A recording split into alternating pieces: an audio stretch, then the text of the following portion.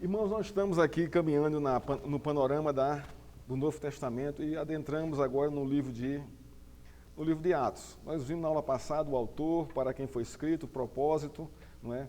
Quando foi escrito e o período do livro. Nós paramos aqui, né? O livro de Atos, ele trata de um período de 30 anos, né? A gente acha que é uma coisa rápida, né? Que foi ali, acolá, foi assim, foi. Mas não, né? O livro ele narra, não é, a historicidade dos fatos que nesse intervalo de 30 anos. Então, muita coisa acontece em 30 anos, né? Não é pouca coisa não, mas logicamente o que está escrito aqui foi aquele que Deus deixou, que Deus revelou para a igreja, para mim e para você, para que fundamentasse a nossa fé e para que nós tomássemos conhecimento da expansão do cristianismo a partir do testemunho apostólico. E logo em seguida, né, a gente vai ver isso a partir do testemunho da igreja, dos crentes, tanto judeus como gentios. Então, o tema principal do livro de Atos, a gente poderia até pensar sobre isso, é o testemunho da igreja, o testemunho dos santos. Né, porque o livro ele vai pontuar, não é, como foi o avanço da igreja a partir do testemunho apostólico. E depois do testemunho dos próprios irmãos que iam se convertendo, iam levando a igreja adiante. Então, isso é muito interessante, porque esse testemunho não para. Então, o livro de Atos é um livro que ainda não foi concluído. Nós estamos dentro dessa história. Né? Depois de quase mais de 2.000 anos, nós continuamos testemunhando a Cristo e levando a igreja adiante, e edificando o corpo de Cristo e expandindo a igreja, multiplicando a sua igreja. Quando é que o livro de Atos vai ser encerrado? Quando Cristo voltar para buscar a sua igreja. Aí não vai mais precisar de evangelização e de testemunho, porque ele vai encerrar a história e vai redimir todas as coisas. Aí não há mais necessidade disso. Mas, enquanto nós estivermos nesse contexto aqui, não é, nós estamos cumprindo e andando conforme, não é, o objetivo do livro de Atos, testemunhando o evangelho do nosso Senhor Jesus Cristo. Não é? O livro tem uma estrutura, né? Toda a carta, né? Todo o livro, né? da Bíblia, tanto do Velho como do Novo Testamento, os teólogos, os historiadores, logicamente que os autores não pensaram sobre isso aqui. Né? Eles não tinham eles não estavam pensando nisso, não, eu vou estruturar minha carta assim, assim, essa. Não era isso, eles escreviam conforme recebiam do Senhor, mas a teologia, não é? Estudando esses livros, ela estrutura melhor para que nós entendamos melhor a mensagem dos autores, dos profetas, das narrativas, dos apóstolos, dos personagens que foram influentes na história da igreja. Então, com o livro de Atos não é diferente. Ele tem uma estrutura, não é? Para que nós, ao abrirmos o livro de Atos, né, entendamos o processo como ele foi desenvolvido, né, como é que Lucas desenvolveu isso aí. Não é? E é interessante que a gente vê justamente no livro de Atos a expansão, na sua própria estrutura, a gente vê a expansão da igreja a partir, não é, do verso 1:8, quando Deus derrama o Espírito Santo sobre a sua igreja, sobre os seus discípulos. Né? A gente acabou de ver aqui em João 7, né, que o Espírito Santo ainda não havia sido derramado sobre a igreja, que Jesus estava ainda presente. Está lá no capítulo 7, verso 38, se eu não me engano. Mas a gente vê aqui já no livro de Atos justamente o cumprimento dessa promessa. O Espírito Santo ele é derramado e a partir desse derramamento do Espírito, Deus se capacitando e dando as ferramentas para a igreja para que ela vá e testemunhe o seu nome, o Evangelho na face da terra. Então, a estrutura do livro de Atos ela é muito bem pontual, porque ela mostra justamente o avanço da igreja a partir do Pentecostes. Capítulo 1, antes do Pentecostes. O que acontece antes do Pentecostes? Não é? Se você abrir o livro de Atos, você vai ver que há uma necessidade, né, de se completar o colégio apostólico. O que acontece? O Judas se suicida, né? Iscariote se suicida, né? E aí fica vago, né? Ficam 11. Não é? E a ordem de Cristo eram 12.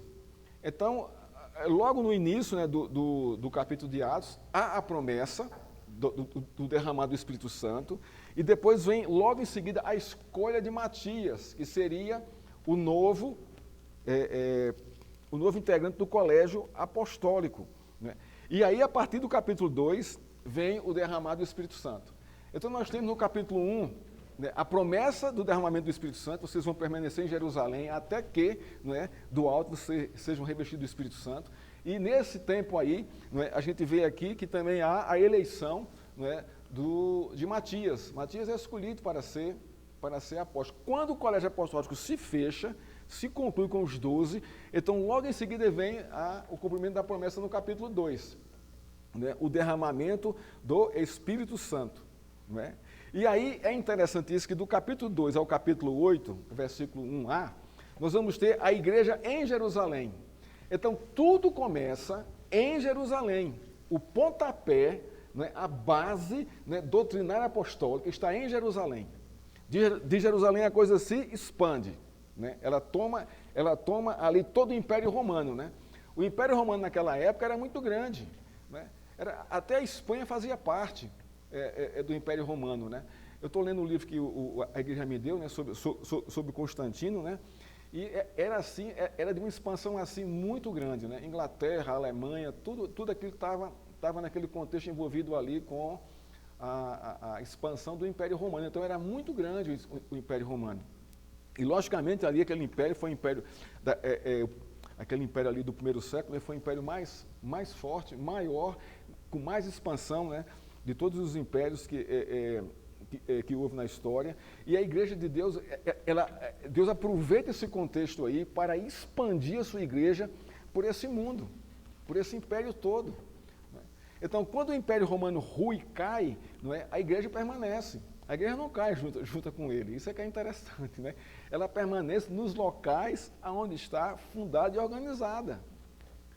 O testemunho cristão, não é, ele é superior, ele é maior, ele é mais poderoso do que, não é, esses impérios aí. Impérios vêm, impérios vão e a igreja, ó, firme, não se abala. Por quê? Porque é a igreja do Senhor, não é? Ela passa, a gente ora aqui pela igreja perseguida nessas nações, não é? A gente faz isso, mas sempre lembre disso. Essas perseguições não vão destruir a igreja, não destroem a igreja. Né? O Talibã vai passar, né?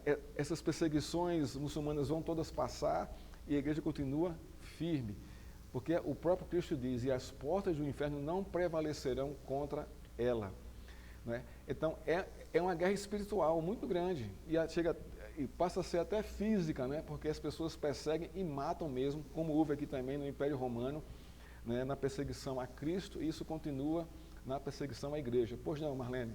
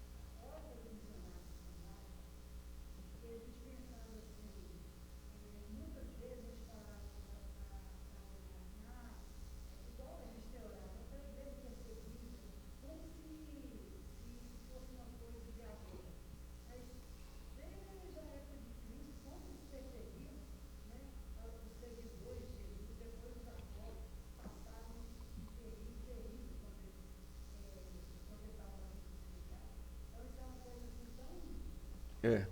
É real, não é real. Desde que Adão e Eva pecaram, né, Jesus Cristo deixou muito claro ali, né, porém inimizade entre ti e a semente da mulher. Então, é uma guerra espiritual desde lá de Gênesis 3,15, a Caim e Abel, e tipifica logo isso de cara, não é?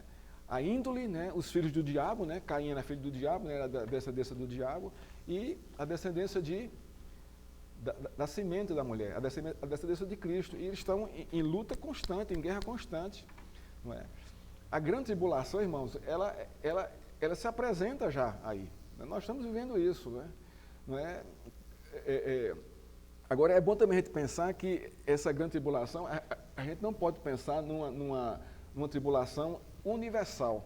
Não é? A tribulação, ela acontece em regiões localizadas. Né? É uma grande tribulação? É. Mas isso é real hoje. Não é? Por exemplo, quando você chega nesses países muçulmanos ali, não é? Você sabe que ali há uma perseguição intensa, uma tribulação intensa para quem é cristão. Eles são caçados, não é? Eles são caçados. Não é? Essas guerras, não é, que existem pelaquela região ali, não é, que você perde tudo, os grupos de refugiados que estão aí, não é, por causa dessas guerras, todas as guerras são religiosas, irmãos. Não são políticas, não são econômicas, não tem nada disso aí. Isso aí é como um painel para dizer que esse é o motivo aqui. É motivo econômico, não é. O motivo, ele sempre é religioso, sempre é religioso. Por quê? Porque tem envolvido, né, e se envolve ali o cristianismo e as pessoas que temem a Deus, né? Então, irmão, a gente vê aqui que a igreja em Jerusalém, né, ela vai à Palestina e ela vai à Antioquia. Né? Então, a gente vê aqui a expansão já da igreja a partir de Jerusalém. Né? Quando chega no capítulo 13 de Atos, né, nós vamos ver aqui a primeira viagem missionária. Aqui já Paulo entra em ação. Paulo e Barnabé. Não é? Então, o livro de Atos, ele é dividido dessa forma, mostrando a expansão da igreja. A partir de Jerusalém, depois ele vai extrapolar os limites geográficos ali de Jerusalém, vai mais além. Depois nós temos o concílio de Jerusalém. Isso aqui é interessante a gente observar, esse concílio aqui de Jerusalém. Por quê? Né? Por que esse concílio aqui no capítulo 15? O que era que estava acontecendo, né, no contexto da expansão da igreja, que foi necessário ter um concílio, reunir os líderes da igreja para decidir sobre temas, né, que estavam em crise com a expansão da igreja. Com a expansão da igreja, né, os gentios começam a se converterem. Se convertem, né? Muitos gentios. Então ficou gentios e judeus. Logicamente, né, o cristianismo ele surge numa plataforma judaica, né? Jesus era judeu, né? Jesus usava a sinagoga, Jesus usava o templo, não é? Ele cumpriu toda a lei judaica, não? Então ele traz na raiz, não é? Jesus traz na raiz o judaísmo saudável. Não o judaísmo religioso que está exposto aqui pelos escribas e saduceus e pelos sumos sacerdotes. Não, ele combate isso aqui. Mas o cristianismo ele surge do bom judaísmo. Não é? Quando gentios e judeus se convertem e formam a igreja, aí vai entrar em atrito o quê? As tradições. Um que não tinha tradição de nada, que são os gentios, estão chegando na igreja, e outros que trazem a tradição judaica, das festas, dos costumes, das ordenanças. Então, isso entra em conflito muito grande. Então, tem que haver o meio termo. Tem que haver uma solução para isso. Então, esse conselho se reúne. Qual era a grande crise aqui? Era que os gentios deveriam ser circuncidados. Você está vendo? Então, a tradição vem e quer passar, e exige, né, que os gentios sejam circuncidados para poder dizer que são crentes que servem a Deus. Aí o concílio se reúne para discutir isso aí. Né? E qual é a solução que eles chegam? É a seguinte, né, não precisa circuncidar os gentios e apenas se abstenham, né, das relações sexuais ilícitas, né, das coisas sacrificadas aos ídolos. Então, eles pontuam, né, como eles devem, como os oficiais da igreja devem instruir os gentios e como eles devem ser doutrinados nessa nova decisão do concílio. E aí a igreja caminha, não é, a intenção era que caminhasse a coisa normal. Mas, irmãos, você quebrar uma tradição é muito difícil, é preciso muito tempo. E a gente vai ver em todas as cartas de Paulo essa crise de judeus e gentios dentro da igreja. Sempre.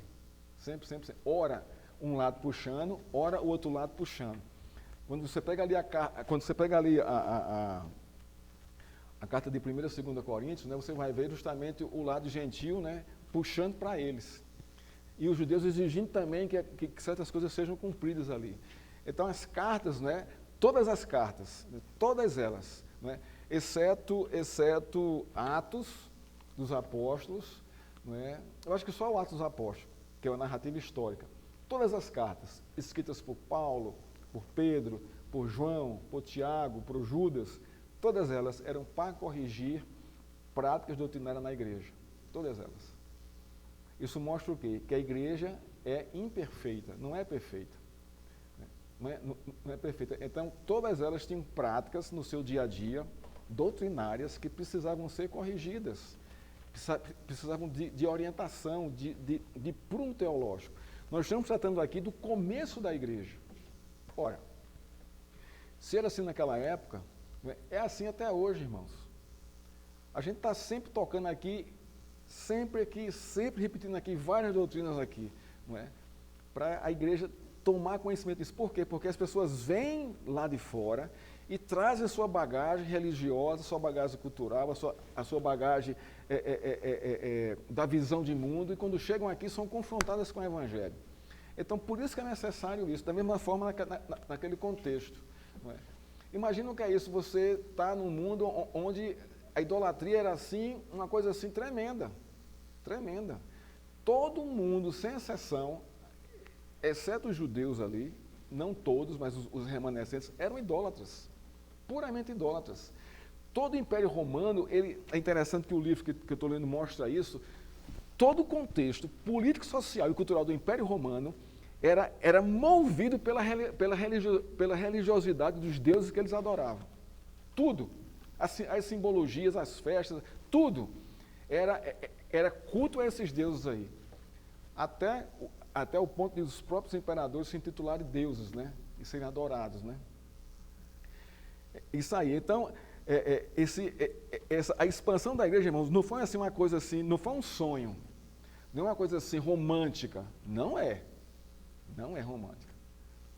Muita gente morreu, muita gente padeceu por causa da sua fé, das suas convicções, porque se posicionavam contra todo esse contexto da época, não é, que vinha contra a igreja.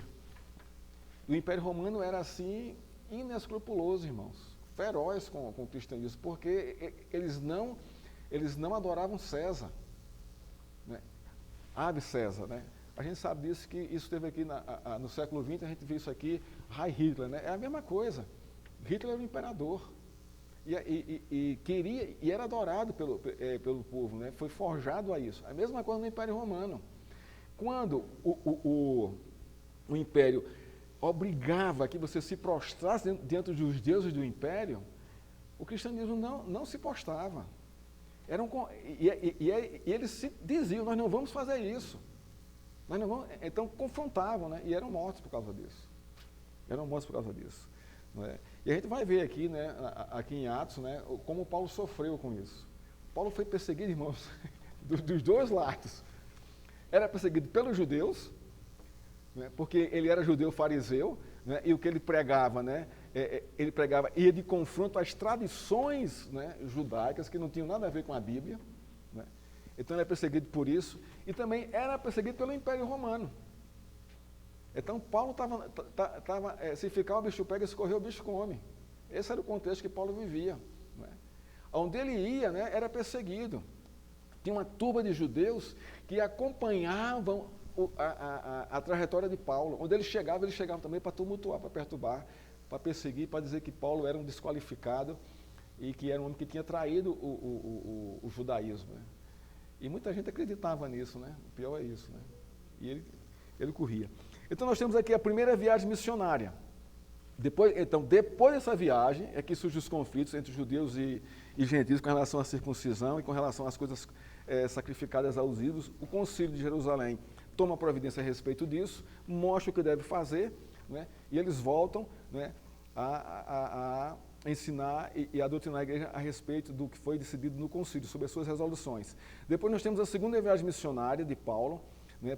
É bem interessante o método que Paulo fazia, né? Ele fundava uma igreja, depois ele voltava para ver se a igreja estava se fortalecendo, porque era necessário isso naquele contexto. Né? E temos aqui também a sua terceira viagem missionária. Então, há uma expansão progressiva do evangelho a partir das viagens de Paulo. Veja só. É também bom a gente pensar que o foco não é só Paulo, pois não.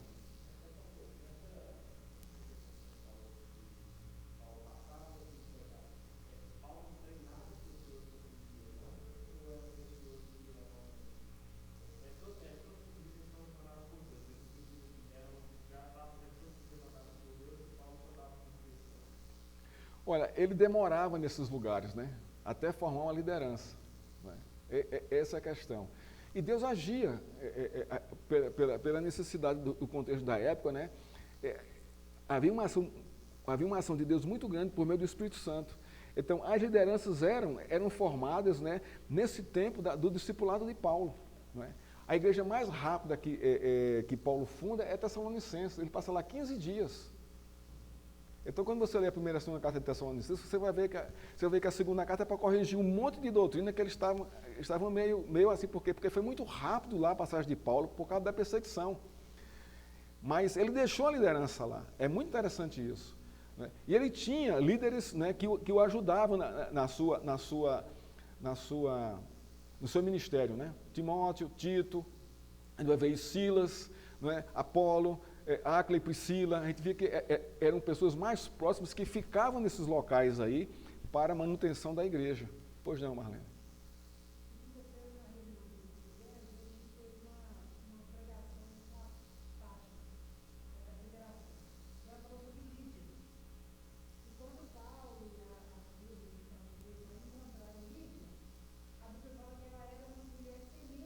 É.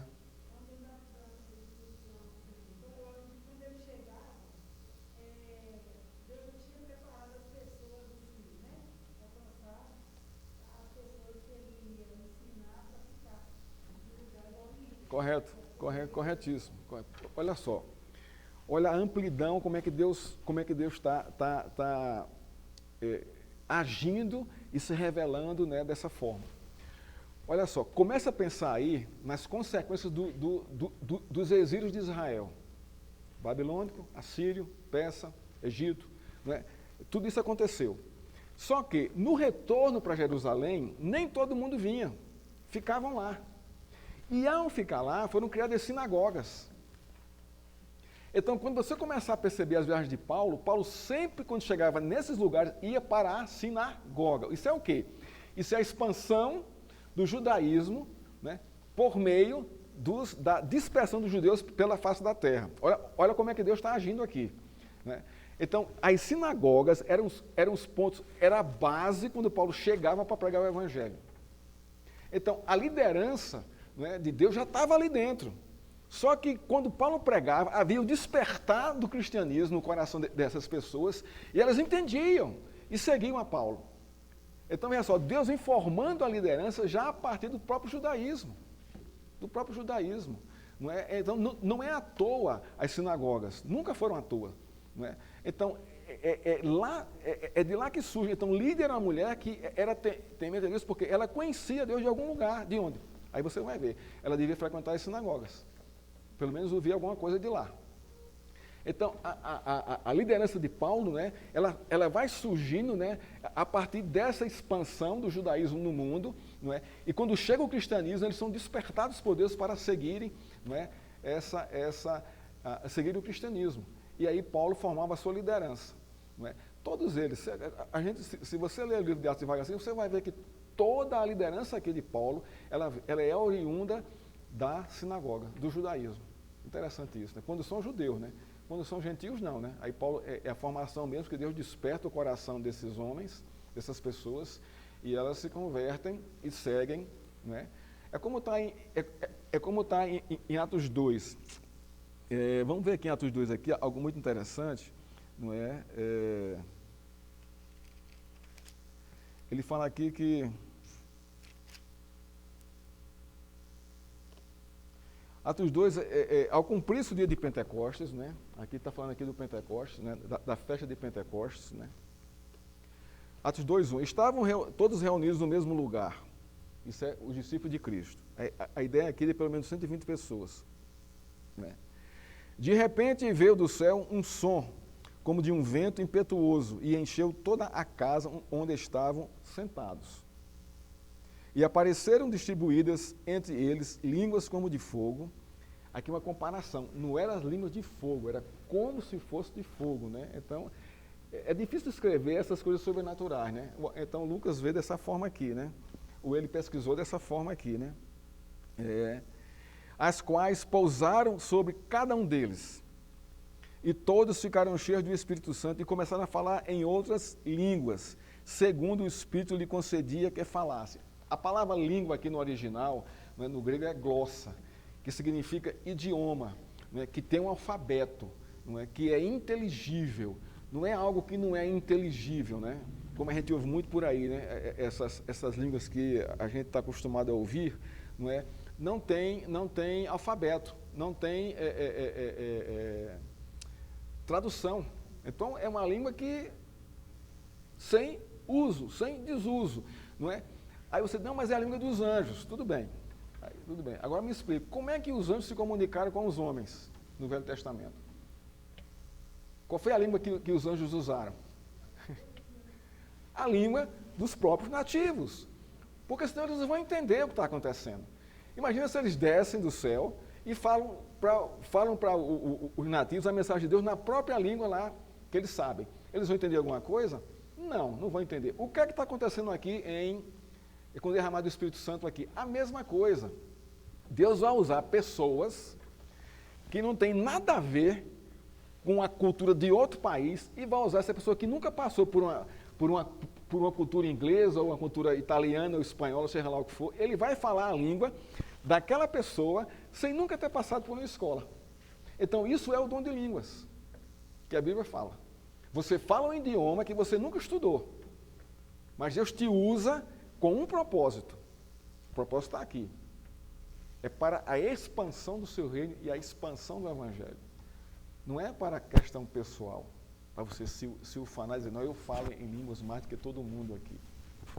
Aí você pergunta, alguém traduz o que você fala?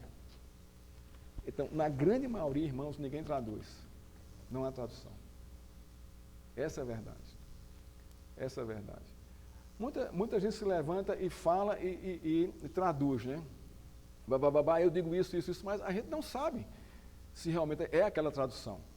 Porque quem está ouvindo não está confirmando se o que ela está falando na tradução é realmente correto. A igreja fica toda calada. Então a gente também não pode dar muito, a gente não pode muito, né, dar crédito a isso. Não é? De que o cara que fala a língua que ele traduz é realmente a tradução correta, porque ninguém na igreja confirma o que ele está dizendo. Não, vamos lá, vamos continuar aqui, vamos lá. Estavam morando em Jerusalém judeus, homens piedosos, vindo de todas as nações debaixo do céu. Por quê? Era a festa de Pentecostes, né? Era a festa das colheitas, era uma festa muito grande, onde o povo lá ia agradecer a Deus pela colheita que eles tinham recebido do ano todo, né? Assim, quando se fez ouvir aquela voz, né, afluiu a multidão que foi tomada de perplexidade, porque cada um os ouvia falar na sua própria língua. Estavam atônitos e se admiravam, dizendo, vejam, não são galileus todos esses aí estão falando? Então, como os ouvimos falar, cada um em nossa própria língua materna? Olha só que coisa linda isso aqui. Os galileus, povo simples, iletrado, sem cultura alguma, porque Galileia esse era o costume, né, que se tinha lá, né?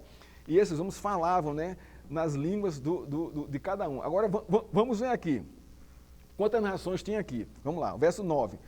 Somos pardos, medos, elemitas e os naturais de Mesopotâmia, Judéia, Capadócia, Ponto e Ásia, da Frígia, Panfilha, do Egito, das regiões da Líbia e das imediações de Cirene, e romanos, que aqui residem, tanto judeus como os prosélitos, cretenses e árabes. Como ouvimos falar sobre as grandezas de Deus em nossas próprias línguas? Conta aqui quantas línguas tem aqui que eles estão falando aqui. Isso é o mover do Espírito Santo, irmãos. Agora veja qual é o propósito aí. Estão falando as grandezas de Deus. Isso aqui, irmãos, esse povo que o viu, né, naquele contexto ali, que morava nas regiões como está aqui, voltaram para suas terras e testemunharam o que havia acontecido em Jerusalém nessa festa de Pentecostes aqui. A igreja de Roma, ela é oriunda desse contexto aqui. Nenhum apóstolo fundou a igreja de Roma. Paulo não fundou a igreja de Roma. Ela surge como? A partir do Pentecostes. E várias igrejas, que nós não temos noção disso, foram também, né, criadas e fundadas a partir desse milagre aqui, dessa ação de Deus aqui, né, usando a sua graça e misericórdia na expansão do seu evangelho. Isso tudo começa em Jerusalém, irmãos. Jerusalém, é o foco. Foi o foco, né? Foi o foco. Né? Todos atônitos e perplexos perguntavam uns aos outros, o que será isso quer dizer? Outros, porém, zombando, diziam, estão bêbados. Aqui são aqueles que não... Sempre tem esses, né? Os zombadores aqui são os filhos do diabo, né? Aí o que é que acontece? Pedro se levanta e vai explicar, também movido pela ação do Espírito Santo, que ele também foi receber o Espírito Santo nesse contexto aqui, o que está acontecendo. E quase 3.000 pessoas se convertem, 3.000 são batizados. Então, para você ver o alcance, né, do Pentecostes aqui. Então, esses 3.000 aqui, muitos moravam em Jerusalém, mas muitos moravam fora de Jerusalém. E voltaram para lá e fundaram a Igreja do Senhor. Né? Então, quando Paulo começa a sua primeira viagem missionária, irmãos, isso aqui já estava já em ação. Não é que Paulo foi o mentor, não é, o expansionista. Não, Paulo foi um instrumento usado por Deus para fortalecer e fundamentar a igreja nesses locais aí. Mas a igreja praticamente já estava toda já, não é, formada no coração de Deus, né? Era só o clique para poder as coisas acontecerem. Por isso que muitos, quando Paulo pregava, se convertiam, porque já tinham recebido a influência do que houve em Pentecostes, nessas nações aqui que houve a manifestação das línguas, como também a influência das sinagogas nesses locais. Então eles tinham uma base do que seria o cristianismo, né? E aí a igreja cresce.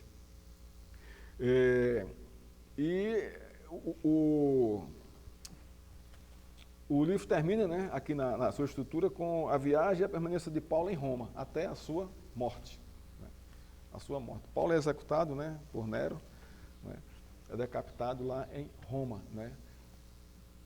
Ele foge, né, ele foge da perseguição dos judeus, né, achando que... Isso até eu li no livro, não sei se foi um comentário, agora estou confuso, se foi um comentário ou se foi no livro de Constantino que eu li esse comentário. Que Paulo, por ser um cidadão romano, né, ele apela para Roma, né, nesse intuito, né, de não ser morto pelos judeus. Os judeus queriam a todo custo a cabeça dele. Né? Então, ele apela para Roma achando que Roma ia protegê-lo, né, dessa execução. Mas, infelizmente, irmãos, não era o propósito de Deus que Roma protegesse Paulo, né? Protegeu até certo ponto, né? A gente vê isso acontecendo lá em Filipos, ele é preso lá, né? Ele diz que é cidadão romano, depois o pessoal vem, tira Paulo da prisão e passeia com ele na cidade, né? Dizendo que tinha sido um erro ter prendido um cidadão romano, né? Que não poderia, sem um prévio julgamento. Mas, infelizmente ou felizmente, né? O propósito de Deus para Paulo, né? Abre aí no capítulo 9 de Atos, né? Olha aqui.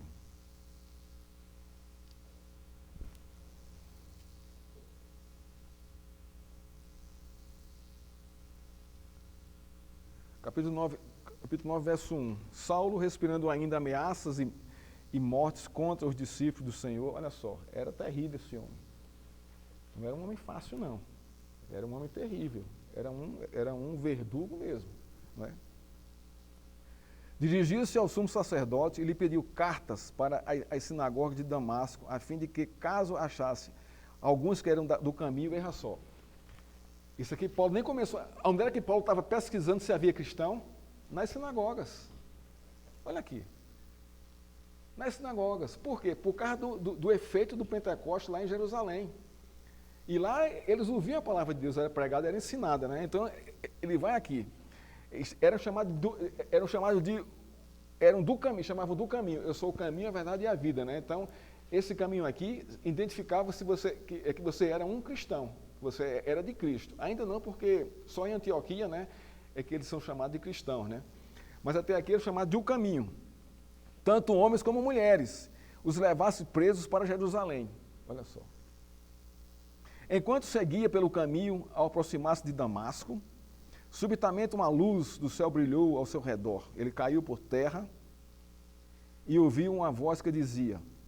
Muita gente pensa que ele caiu do cavalo, né? Muita gente pensa, Paulo não caiu, a viagem era a pé, ele não ia a cavalo, não. né?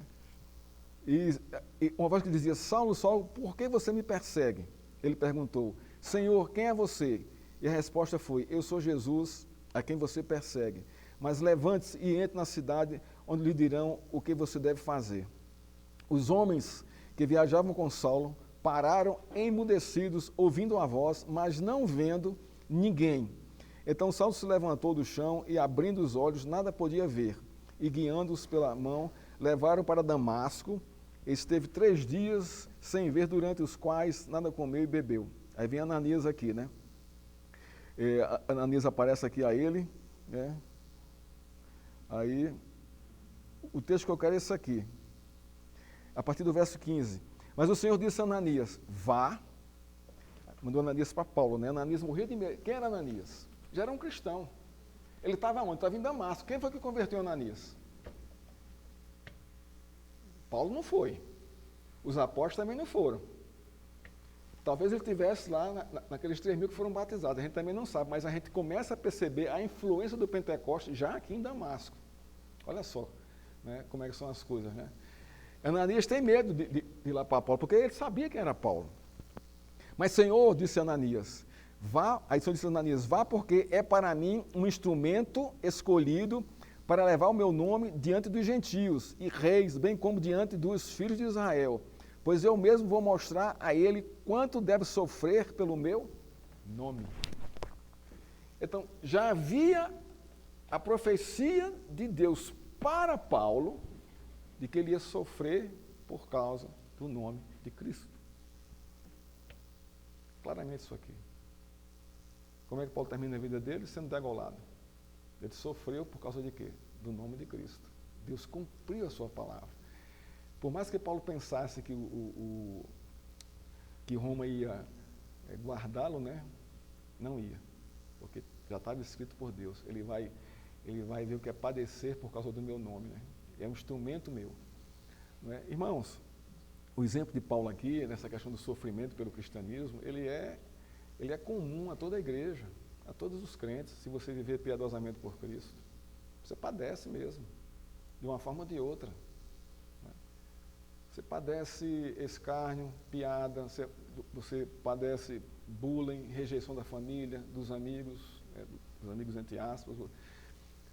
A gente padece isso. Eu lembro quando eu me converti, né, naquele afã do primeiro amor, né, de sair pregando o evangelho para todo mundo e tal. Eu tinha uma turma, eu fazia parte de uma turma muito grande, né? E eu cheguei lá primeiro eu cheguei na universidade, né? Eu morava numa república, né? Tinha vários estudantes lá. E a gente sempre se reunia para fumar maconha, né? Aí nesse dia o pessoal se reunia, eu sentei no meio deles e comecei e rejeitei a maconha, né? Aí o pessoal ficou assim, tu agora é crente? É? Aí eu aproveitei a deixa, né? Sou. Aí comecei a pregar. Mas não deu outra, irmãos. Não deu outra. Né? Quando eu acabei de falar, aí o pessoal falou, pode pegar as tuas trouxas e ir embora daqui. Aqui não tem lugar para você, não. Eu saí, irmão, ali, fui bater no hotel, porque não tinha onde dormir, né? Fui para lá, para o hotel. Né? A rejeição foi total. Depois fui para a minha turma eu estudava no interior, fui para a minha turma de João Pessoa, que era uma turma grande também, uma turma muito doida, e eu era o mais doido deles. E sentei para conversar com eles, nossa, a mesma coisa. Você está louco, cara, você endoidou. A maconha destruiu teus neurônios, cara. Que conversa é essa, Marcelão? Que é isso, cara? Acaba com isso, não. Aí começou a haver rejeição, né? Ninguém me chamava mais para nada, me convidava mais para nada e tal. E eu sabia que era o efeito do cristianismo, né? E você vai correr para onde? Para poder ter a segurança, né? Eu corri para a igreja, irmãos. Para me envolver com os jovens de lá, né? Não, mas também não foi fácil, não. Porque eu era muito impetuoso, né? Então Deus estava lapidando, eles me ajudaram muito, muito mesmo. Eu assim, sou grato a eles. E aí Deus foi lapidando até que a coisa realmente ficasse mais tranquila para mim, né? Eu entendesse melhor as coisas, porque as minhas ideias eram as ideias, eu estava muito cheio da influência da ideologia comunista na cabeça, né? Então, nossa, eu achava que o evangelho era um evangelho, né, anticapitalista, né? Então, e tudo isso sendo moldado, né, foi assim, foi um bom tempo. Tive bons professores, né, que foram me moldando, foram me... Né, e aí, né, e é assim que Deus faz, irmãos. Então, quando Paulo chega lá em Damasco, já tinha crente lá. Já tinha crente lá. Não é que Paulo formou isso aí. Paulo pegou já o bonde andando, né? Ele não deu carga no bonde para poder sair, não. Onde ele passou, tinha gente lá já com conhecimento a respeito de Deus, de Deus, né? Então, quando ele trouxe essa nova visão, houve despertar no coração deles, né? É um livro belíssimo, irmãos. Todo o Novo Testamento está no livro de Atos. Todo. Porque Atos ele traz, né? Ele traz a historicidade de Cristo, né? Com o derramado do Espírito Santo, ali continua a historicidade de Cristo a partir do Espírito Santo agindo na vida das pessoas, né? Do povo de Deus e formando a igreja. Vamos parar por aqui, já são 20 para 11, né? A gente continua na próxima aula, né? A gente vai entrar aqui nas viagens de Paulo, né? É onde está o grande tema do livro, né? Sempre lembrando, irmãos, o tema principal desse livro é o testemunho. O testemunho do Espírito Santo na vida das pessoas. E ainda continua na nossa vida hoje, né? A gente continua na mesma batida. Não mudou. Não mudou. Deus continua agindo do mesmo jeito como agia naquela época. Nas pregações, nos ensinos, nos estudos, né? No testemunho da igreja, e a igreja vai expandindo e crescendo, né? Porque as portas do inferno não prevalecerão contra ela. Não são as pessoas, não são os sistemas políticos, sociais que vão destruir a igreja. Não são. Não são. Não pense que esses países fechados, né, não existe igreja. Existe igreja. China, Coreia do Norte, Cuba, né, esses países que perseguem assim ferrenhamente a igreja, né? Existem cristãos ali que estão pagando um preço ali para poder, né, testemunhar a Cristo. E não estão fazendo isso inocentemente, irmãos. Não tem ninguém bobo. Não pense que esses irmãos que estão lá são coitadinhos. Não são. Não pense assim. São pessoas temerosas a Deus que estão ali para testemunhar até o próprio sangue. Não são todos, claro, mas existe ali o remanescente ali, que persiste ali, né, tranquilamente. E sabe o que está fazendo. Porque Deus dá graça, dá poder para isso. Não que nós tenhamos isso. Não temos, irmãos. É Deus que nos capacita para isso. Não é? A gente nunca passou por uma tribulação, por uma perseguição. A gente começa a vislumbrar agora, não é? O que está acontecendo aí, né? no nosso país, né? Mas sempre lembre disso. A igreja é maior do que isso. É maior do que isso. Não tema. Não tema o que está acontecendo aí. Não tema. Siga firme no seu cristianismo. Né? Agarre-se com Deus. Né? E testemunhe ao Senhor. Né? E creia nele e ore também a Deus por ele. Né? Para que Deus, né, fortaleça, que Deus, né, nos dê capacidade para testemunhar nesse contexto aí. Né? Ok? Vamos orar ao Senhor. Pai, obrigado pela Tua palavra, obrigado pelo livro de Atos, os ensinos que esse livro nos traz, Senhor, são profundos e maravilhosos, Pai. É a Tua mão, né, na expansão do Teu reino, por meio da igreja, por meio dos Teus servos, Senhor. É o Senhor edificando a Tua igreja, como o Senhor havia prometido lá no Evangelho de Mateus, capítulo 16, por meio da vida dos Teus servos. Obrigado, Senhor, por cada um deles, espalhados por esse mundo, Senhor, que pregam, que testemunham a Tua palavra, com fidelidade, com temor e com alegria, Senhor. Nós somos Te gratos, Senhor. Assim Te agradecemos pela Tua Escritura, pelo testemunho que nós temos aqui diante de nós, e nos dá a graça, Senhor, de seguirmos firmes, levando o Teu Evangelho adiante, Pai. Assim Te oramos, em nome de Cristo. Amém.